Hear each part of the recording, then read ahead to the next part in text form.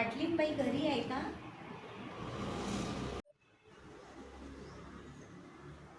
हे हो कविते, कसं येणं केलं? तुमच्याकडे तर बैलजोडी आहे. तुमच्याकडे पोळा तर धुमधडाक्याने राहील. बैलजोडी सजवाले लय पैसा लागला बाई. गणपत पाटलाची तर पाडव्याले मजाच मजा राहील. गणपत पाटलाले तर लय पैसा लागन दारूसाठी.